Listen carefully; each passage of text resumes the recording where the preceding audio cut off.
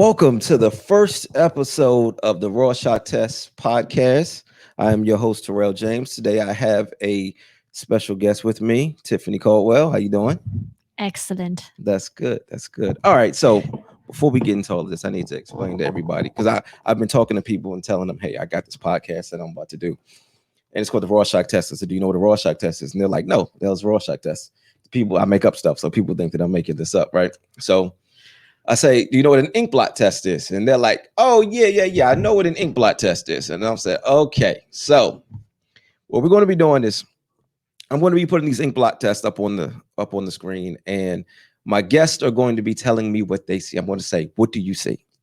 So as they're looking at this and we're trying to dissect this, we're going to try to make some sort of psychological link to the things that you do and the things that you wanted to do when you were younger. Oh, boy. And we may start to dig into some places that are uncomfortable. If so, just let me know. We'll back off. Okay. It's no problem. It's all good. Okay. Mm-hmm. All right. So first, let me ask you, what is it that you do for a living? I am a photographer by profession. Mm-hmm. I am a podcaster by leisure. for fun. Okay. How long you been doing it? Which one? Photography. Like 20 years, actually. What made you decide to get into 80. I'm just kidding. You don't look. I look really. I just look young for my age. Mm-hmm. What was the other? Sorry. I don't know. I don't remember what I said. What am I podcasting? Why am I here? I don't know. No. I said what made you get into it? In photography. Photography. Mm-hmm. I don't know. I mean, when I was a kid, I was really into art, and I always just would gravitate to certain things. I got a camera. Like ink blot tests? Maybe. Yeah. I mean, I did a little bit of everything. I like to draw and paint. And then I picked up a camera when I was in middle school. Mm-hmm. And I really love photography, which actually led to me wanting to do filmmaking because I love movies and I like storytelling.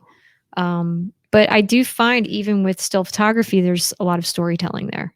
Right. And I think that actually the reason I'm drawn to still photography is how much a picture can tell you and how open to interpretation it is instead of film where it's really, you can still interpret it differently, but it's way more controlled. Mm-hmm. And for me, the kind of photography I like to do is less controlled. Right. Yeah. Okay. I always hear a picture is worth 1,000 words. Is that how you see it too? Totally. Really? Yeah.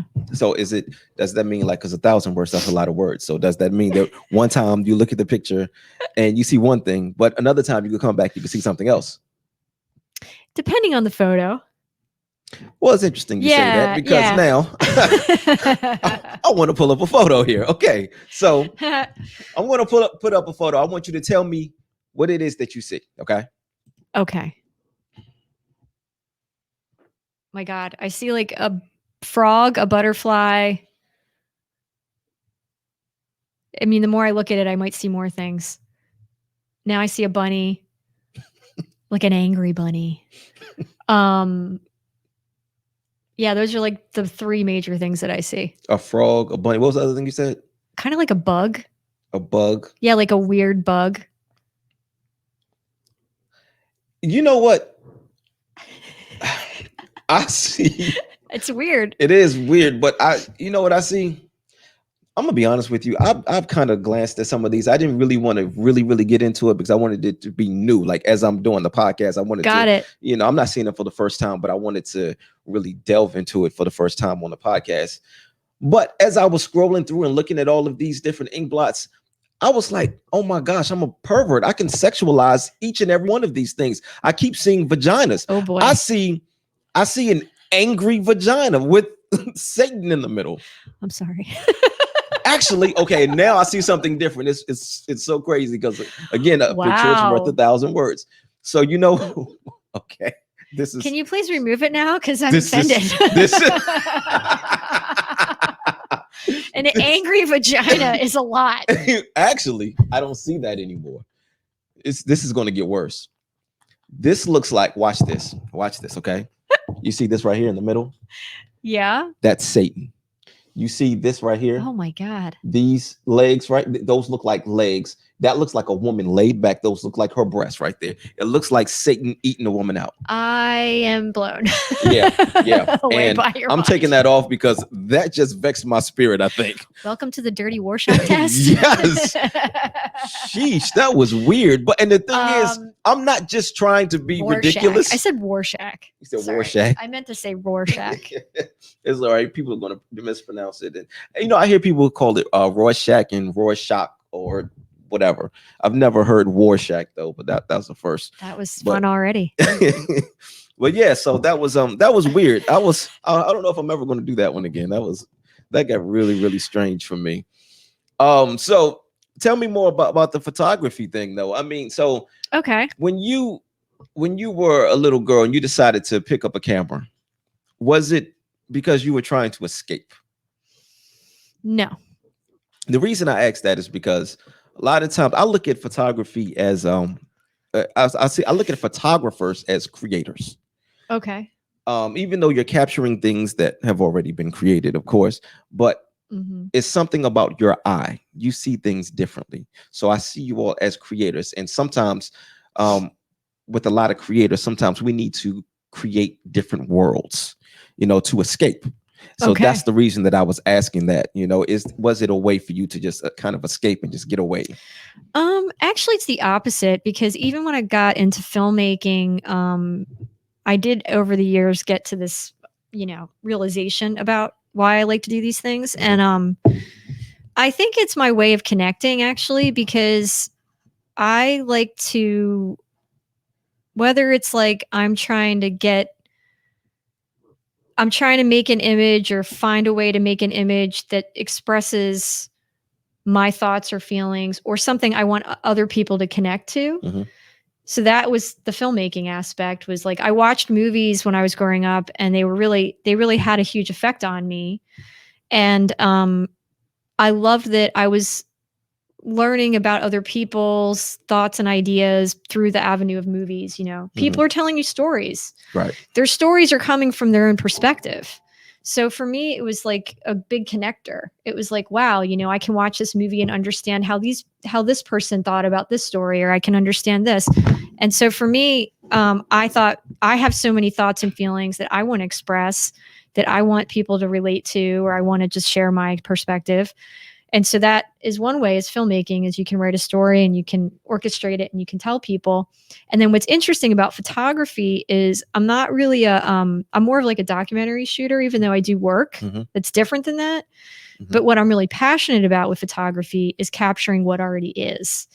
And so like street photography is like my favorite thing to do. And so when I'm out there and I'm like walking around doing street photography, I am looking to like observe the world around me and kind of like have these moments of connection. It's weird. Like I've been talking to I have a lot of friends now that are like shamans and healers. And I was talking to one of them, and she was kind of helping me zone in on the fact that I've always felt a little bit unseen by the world. And that I think that my attraction to like people, of just regular people on the street, just regular people out in the world, are kind of like, in some ways, when we're in crowds, we're kind of all unseen. And it's like, I'm looking to like showcase the unseen people of the world.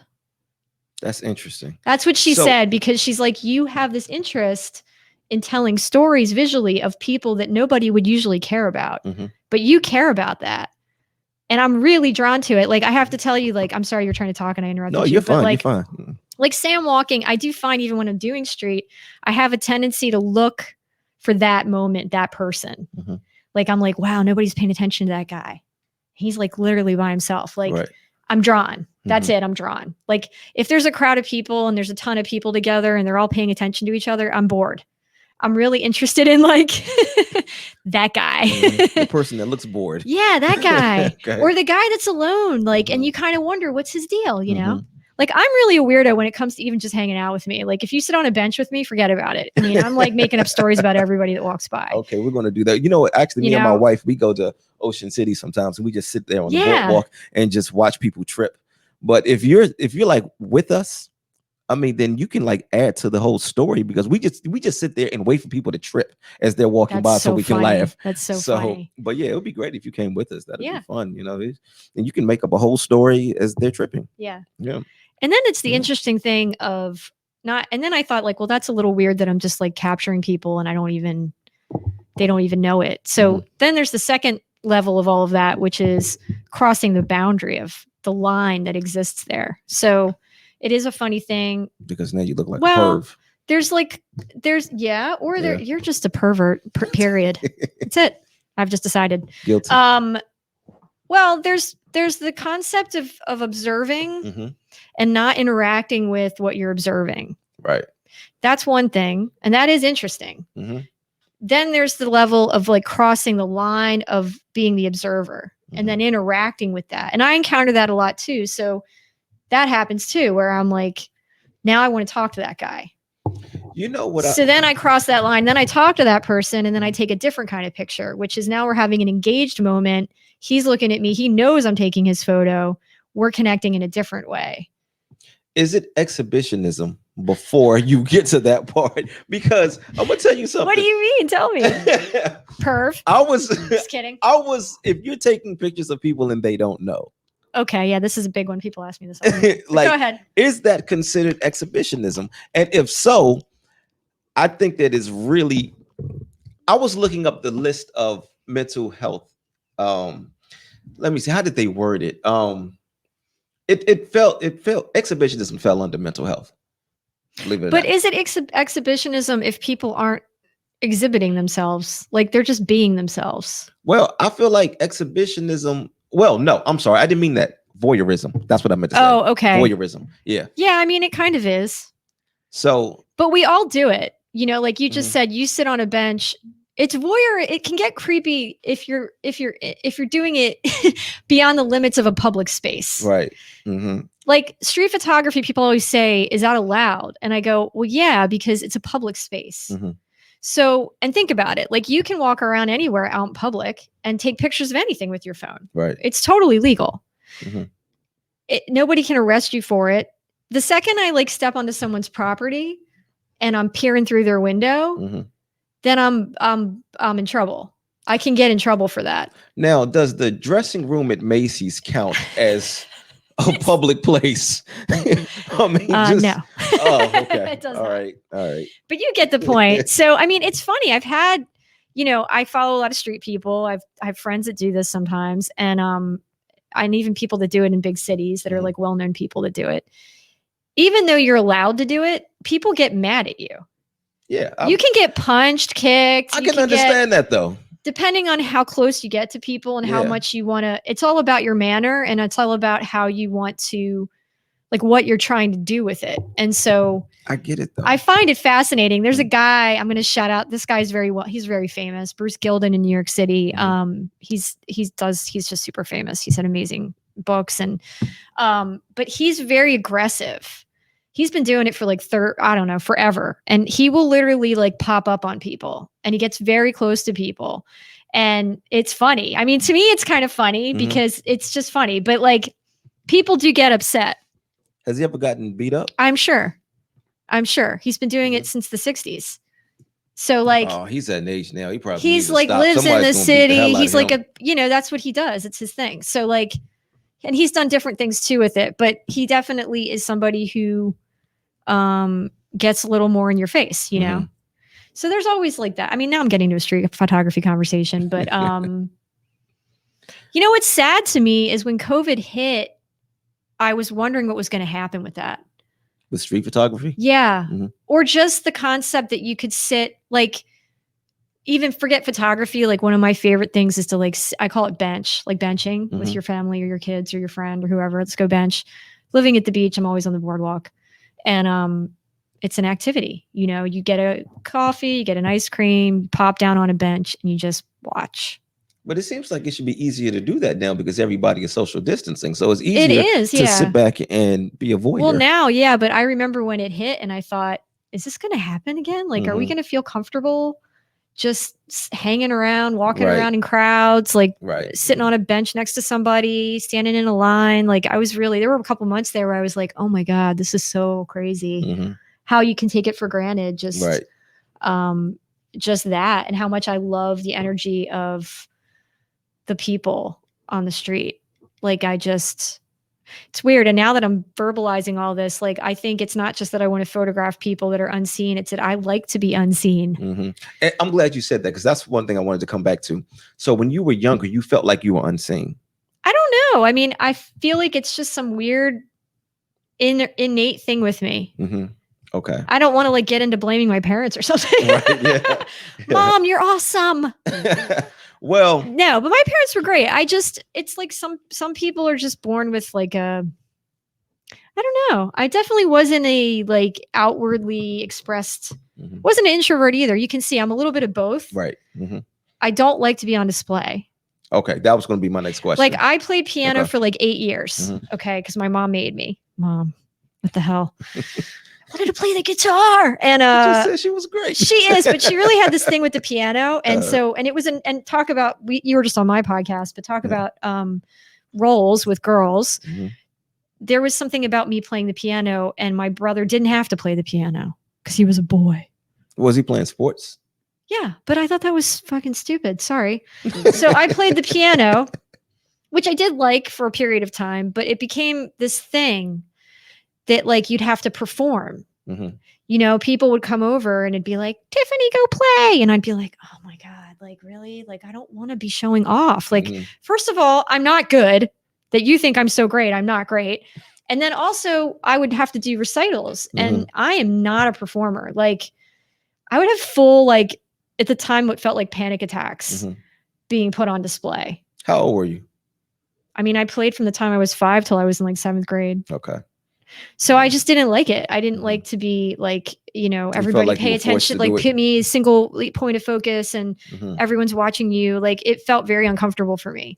So that's interesting, because so you said you did that from 5 to 12. Mm-hmm. At what age was it, around 12, that you decided to pick up a camera? I picked up a camera because I found one at a thrift store. Well, but here's what I think is yeah, interesting. No, go ahead. Yeah. So I think that I could be totally off here. You didn't want to be the center of attention, but you picked up a camera to make other people the center of attention. Was that your way of trying to just switch everything around so that the focus was no longer on you, but you were now the one in control of who the focus was on? Dude. Breakthrough. I mean, that's probably true. Yeah. It's weird because now I'm trying to like not do that. Mm-hmm. Even though I'd like the reason that I like to do photography is the same, but I do struggle with like making myself important. Mm-hmm. Like, even doing my podcast doesn't feel like I don't know how to explain it. Like, I'm not in it to like be anything. Right. Okay. Like, I don't really care. I just want to do it. It seems like you're I'm being honest. Like, I really don't. Like, you're okay with being in charge of the spotlight because you never have to turn it on yourself. You can put it on everybody else. It's just a lot of pressure. It is, being in the spotlight. And then it creates like, I feel like for me, something I don't have a lot of, like, I don't have good control over, which is like, let's even talk about Instagram. I mean, I have such a love-hate relationship with Instagram. And social media. I do too. Yeah. Because it creates this thing where people are promoting themselves all the time. And I am promoting myself because I do need to promote my business and make money. So that's one thing. And we're going to promote this Rorschach Test Podcast. But what happens is that people are promoting their family. Like, their brand is like, look at me, I have a child. Like, it's not, it starts to cross the line for me of like, are you doing that to I don't know, do we even know why we're doing that? Like, it's kind of bizarre.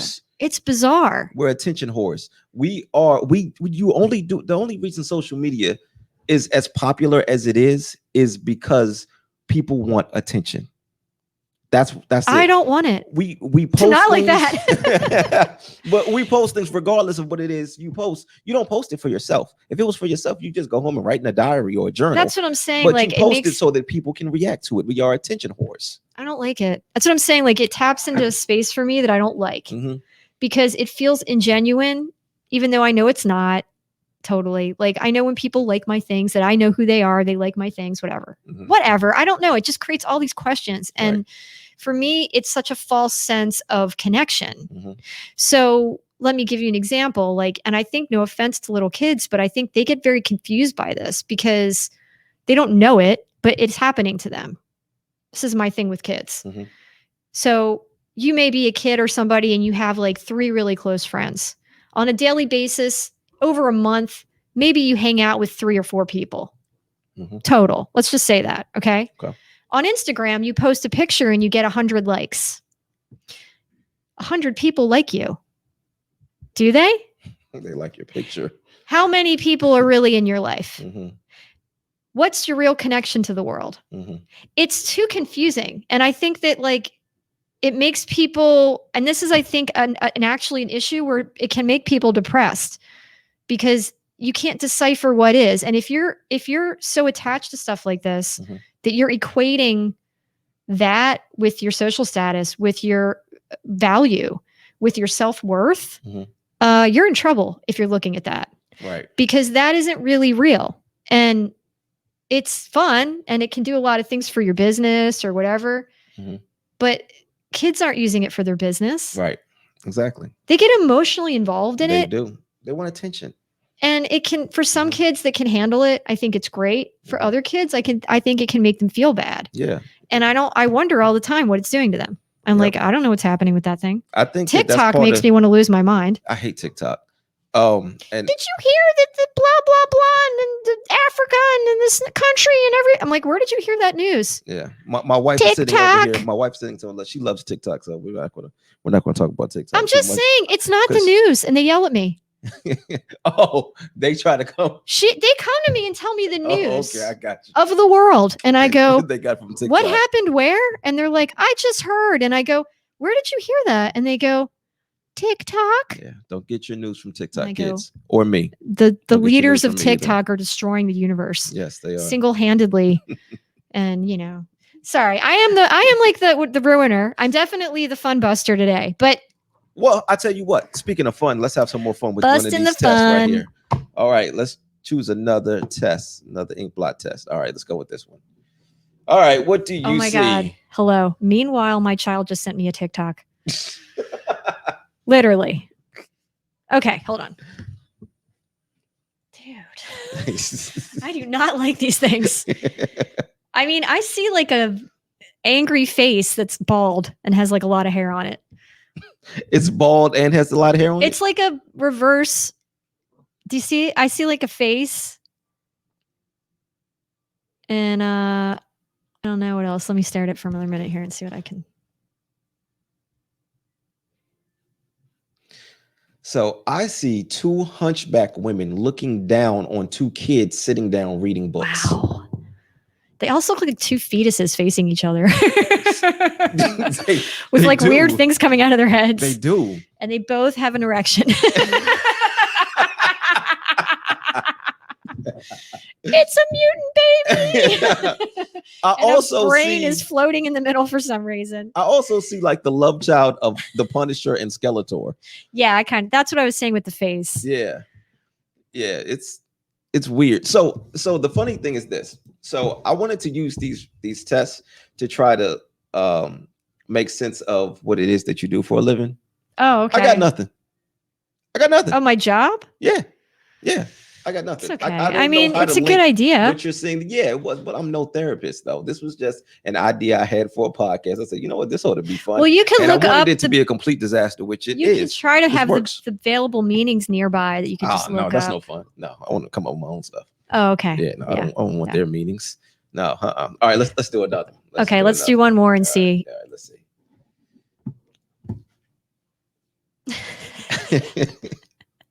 It's like an insect dancing. Like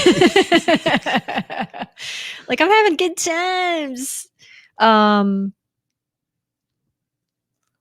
What's weird is if I try, like not try, but there's also in all of these, I see angry faces. Mhm. But I could just be in a space right now in myself where I'm seeing like,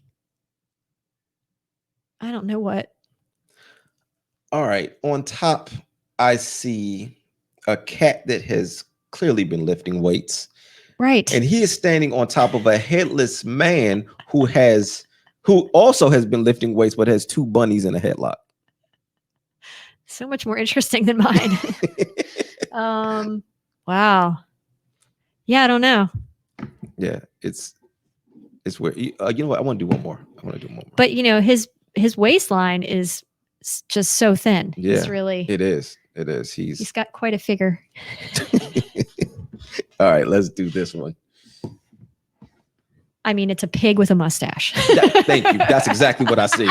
That's why I went to that one. I said, there's nothing else there. There are a couple of them I feel like it's a Hitler pig. Sorry, that's mean. That is a Oh, hold on. Let me pull this back up. Look at him. I hate to say that, but isn't it? It's a Hitler pig. I mean, what is this? It's Pigler. These are really weird. They are weird. What's weird is some of them really look like something. I've seen some of them where they don't look like anything, where you're just kind of like that. That one is a pretty obvious, like, shape to it. But you know what? Though? I wonder if we can get more from this though. If we really, really look at it, I mean, can we see past Hitler? I really hope so. A Hitler pig. I don't know. Yeah, I'm not spending too much time on that one. I want to talk about podcasting now. Oh, okay. So what made you decide to get into podcasting? Missing talking about movies with people, missing having conversations with people. So tell everybody like what your podcast is about. My podcast is about film, like basically movies that have affected you or movies that you have an affinity for, really just movies in general and how they affect us as a whole. That's not a very big explanation, but it's pretty simple. But it's perfect though. Yeah, it's simple. I mean, it's a simple show. It's just, it's like, chat about film and the themes of our lives. So I guess I could kind of call it movie therapy. It's like using that art form to talk about deeper issues. And usually with movies, there's themes. So like if someone picks a movie that they love or they have like a connection to, we discuss why. And then we'll talk about also like the things about that movie and how that resonates with them. Right. Okay. As you know, you just experienced it. Yes, I did. It was the film effect. That's right. It has an effect. Definitely. Yes. Yeah. And that actually was a very fun conversation. We talked about Poetic Justice. Yes, we did. Which is one of my favorite movies. And we just really peeled back the layers of that movie. As entertaining as it is also that there are lessons there.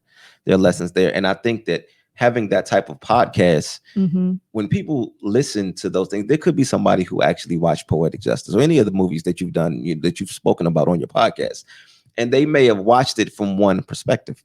But after listening to your podcast, they're like, you know what? Let me go back and watch now because they gave me a different perspective, So now I want to go back and watch it and see it, in that way too, Totally, yeah. I think a lot of times creators, especially artists, they create in a way that I don't want you to understand everything the first time you see it or hear it, So you walk up, you look at a painting and you see it. For instance, we can go back to one of these tests. Okay, let's go. So we'll go back to the Hitler pig. So the first time we saw Hitler pig, right? Oh my God. So, but this time we may come back and we may see something different. I probably should have picked something else because all I can see is Hitler pig. Is that all you see? I'm really trying to see something else, but I am too. But all I can see is Hitler pig. It's really hard. I tell you what. Let's go back to this one that I completely perverted and made very hellish. Oh man. So let me see if I can change what I came up with. Well, this is just what you see. And I think the point is to go with the first take of what you see, isn't it? Well, the first thing I saw was the angry vagina. But now I can't get this other vision of Satan performing fellatio. Yeah, that's pretty on intense. This woman. Like, yeah, it's dude. It's creepy. This one is creepy. This one is really creepy, and I want to know who did this because this is. I don't like it. Yeah, I don't either. I don't know. Let's try a different one. Yeah, let's try this. Oh my Oh God. my gosh, it's Satan again. All right, you know what? And see, this is probably why I really should have just paid attention to all of these Wow. things before I put them there. But it's I see like Satan or somebody in the middle that has Mhm. horns, right. and all of these people are laughing on the side. Okay, Look at all the faces laughing. but check this out. So, Crazy. but here's the thing: they could be laughing at him.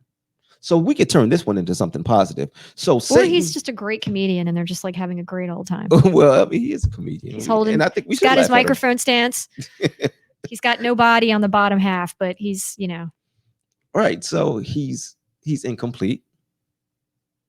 he I is incomplete. Yeah, I think we can really break this down. So he's Oh, incomplete. okay, yeah. Everybody is laughing. It looks like they're laughing at him, not with him. That's true. Even though he's the center of attention, I think that this is now okay. Hold on, wait a minute. Now let's look at their backs. Now it looks like it's that blood splattering from their backs. Maybe, and look, in this one up here, looks like somebody's head is flying off. So Or it's like his third eye. right, but it looks like Extending out of complete his head. chaos. It looks like complete chaos that he is in the center of. However, they're still laughing at him because he's not going to win. How about that? Wow. Look at that. So he should just probably stick to performing fellatio on. Oh my God. Oh my God. Oh my God. Take Crazy that, person. Beelzebub. All right. That is funny. That is funny. This has definitely been an interesting podcast. This is I didn't foresee this first podcast going like this, but I like to expect the unexpected though. I mean, that's podcasting in a nutshell to me. Yes. If you don't go in with the unexpected, it won't be good. Right. Yeah. Yep, that's true. And for Yeah. that reason, like I didn't come with a bunch of questions already ready. Mm-hmm. You know, I just wanted this to be as natural as possible. Remember, I was telling you that, I didn't want to have a whole Like bunch a list. Yeah, I didn't want to do that. I didn't yeah. really want it to feel like an interview. I wanted it to feel like a conversation. But there are a couple of questions that I do want to ask you Go for it. that are totally unrelated. When was the last time you got in a fight? What kind of fight? Like a word fight? Or No. like a physical fight? The fist fight. Never. You've never been in a fight? No, I Ever. run. I do not fight. I literally just bolt. I am like out. If anybody else is going to get in a fight, I am out. Really? I'm hiding in the corner. Never even in school? No. I look like somebody who would get in a fight? Yes. Are you serious? No. No, I'm not really a confrontational person, Mhm. but I do get angry and I can get in like a nasty argument. Do But you I say don't things that'll make get- somebody want to fight you? Because you should probably stop. Most people just want to leave if I do that. But I don't really, I don't know. Maybe that's just, I always thought that like boys get into fights, physical fights. No, Although I did have a plenty of friend one girls. summer who got in a fight because she was drunk and she's an idiot. She was saying crazy things at someone's party. And then these girls started chasing her down. I ran and left her. I was like, I'm sorry, you're an idiot. So can you share these things that she was saying, or are they just I don't even remember. She was okay. just, you know how like when you're young and you're at a party Mhm. and she got way too drunk and it was Ocean City. Now I'm going back.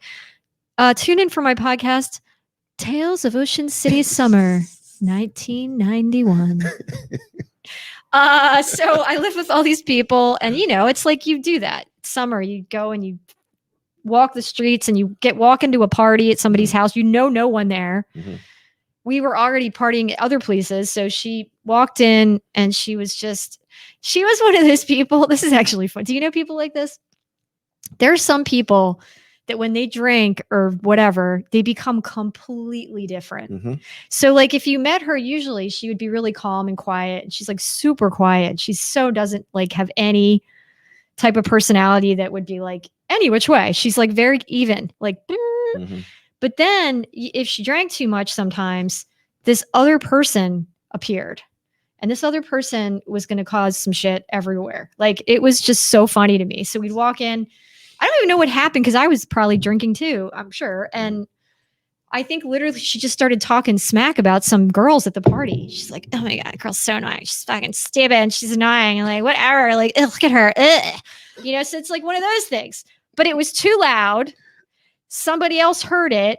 And then it became, are you talking about my friend? Like, what, and then it's like, yeah, she's stupid. Like, fuck her, then that's why it was funny, because most people, once they're called out, would be like, no, I didn't say that. I didn't mean, no, she's like down. Ready. Yes. Ready to get into it with people. Wow. So then suddenly you're like, oh no, Anne just said shit. And then you're like, we have to leave. Like, then it's like, literally like that would happen all the time. I'd be like, we got to get out of here.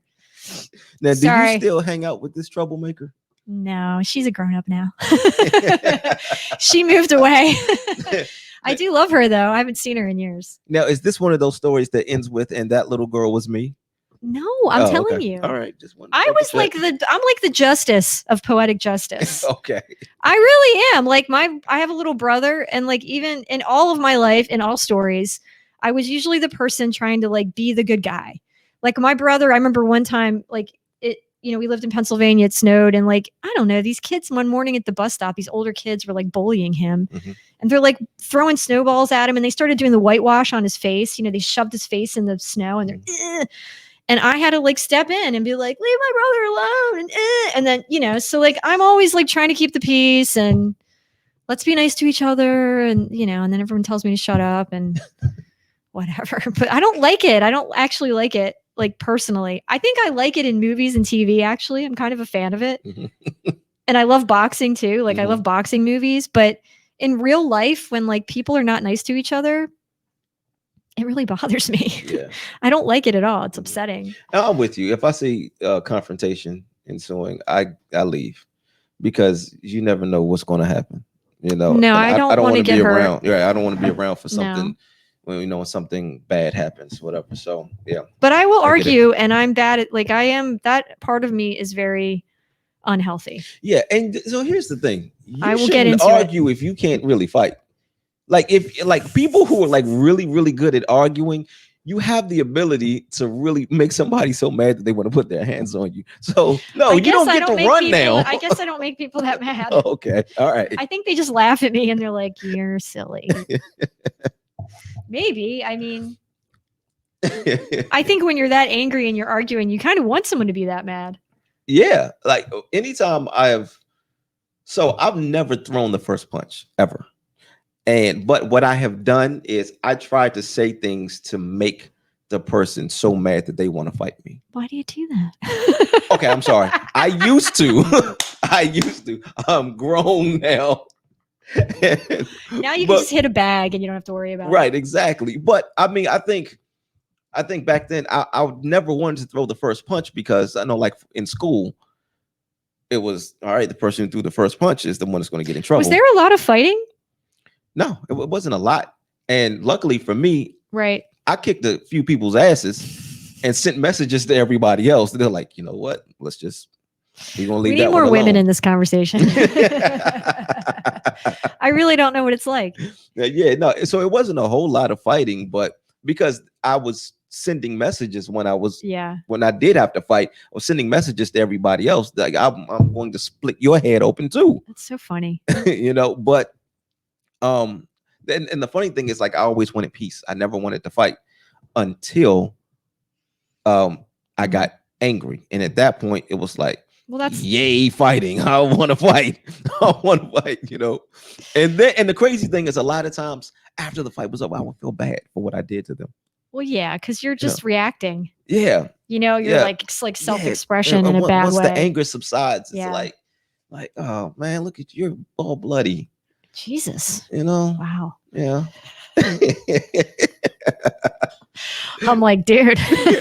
I'm not like that anymore, though. I'm not like that. I mean, unless you mess with my wife or my children. I think it's appealing. I mean, I think as a girl, I never really had that happen to me, but like, I think it in movies and stuff, like when you watch what you're talking about, it does seem kind of like satisfying. Mm-hmm. Like, I think we all kind of want to be a badass, but like, I mean, for me, watching those movies where like women are like badass characters is always so much fun. Because I don't know, there's just something about it. Yeah, see, you want to be the badass, but you don't want to deal with the consequences that come with being the badass. No, you just want to feel that that power of Yeah. like, Yeah. I'm a badass. It's a rush. It really is a rush. Especially when everybody's around, they're looking at you like, oh my gosh, you just whipped that person's ass. And you know, and it's cool because everybody's cheering, and then the principal's like, come here, you're getting suspended. Although I will say Right. this. I don't understand. I will never understand the whole suspension thing. The times I got suspended for fighting, it was like a trophy for me. I won the fight and I get to stay home. Oh my from God, school. how funny.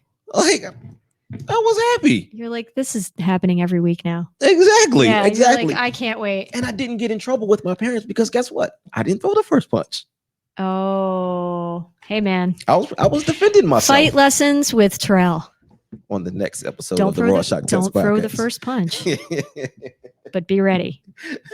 All right, so we're about to close out now. We're going to do one more. Okay, one more. One more, and then we're going to get up out of here. Did we do this one? No. Okay. All right, let's do this one. What is happening? No idea. That one's like somebody's blowing their nose. It's funny really that you say that because I'm going to go with the body fluid as well. It looks like vomit.